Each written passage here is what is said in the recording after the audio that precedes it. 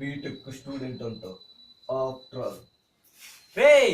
future లో ఏ field బాగుంటుందో తెలియక చదవాలా వద్దా అని ఆలోచిస్తుంటే సెటిల్ అవ్వగలమా లేదా అన్న పరిస్థితుల్లో ఏదో ఒకలా 10th ఇంటర్ చదివేసి రాసేసి పాస్ అయిపోతున్న టైంలో తను పుట్టింది ఏదో ఒకటి చేయడానికి కాదు, ఇంజనీరింగ్ చేయడానికి అన్న విషయం తెలుసుకుని అమ్మా నాన్న కలిసి 10 పుస్తకాలు పావు లీటర్ టీ ఫ్లాస్క్ లో పెట్టి ఎటకారం లాంటి ఎంసెట్ కు ప్రిపేర్ చేయించాక కళ్ళు మూసుకుని ప్రిపరేషన్ లో కళ్ళు మిటకరించి ఎగ్జామ్ హాల్లో కూర్చుంటే చేతిలో పెన్ను బరువు బరువులో సబ్జెక్ట్ బరువుతో ఎగ్జామ్ రాసి ఎగ్జామ్ తర్వాత కాలేజీలో జాయిన్ అవ్వడానికి 90 రోజులు ఎదురు చూసి ఒక బీటెక్ స్టూడెంట్ గా ఉద్భవించి ఎవ్రీడే ఎంజాయ్ చేయడమే ఏం గా పెట్టుకుని ప్రతిరోజు కాలేజీలో లేట్ గా అడుగు పెట్టి ఫ్యాకల్టీ ముందు కాలర్ బటన్ పెట్టి సీనియర్స్ చెప్పిందల్లా చేసి పెట్టి క్లాస్ లో అటెండెన్స్ ప్రెజెంట్ కొట్టి అప్పుడప్పుడు అదే క్లాస్ డుమ్మా కొట్టి క్యాంటీన్ లో కొత్త ఖాతా ఓపెన్ చేసి పెట్టి ఫ్రెషర్స్ డే నుండి ఎంజాయ్మెంట్ మొదలు పెట్టి ఒక చేత్తో రికార్డులు మరొక చేత్తో మొబైల్ పట్టుకుని రికార్డులు రాసి ఫ్రెండ్స్ తో వాట్సాప్ చేసి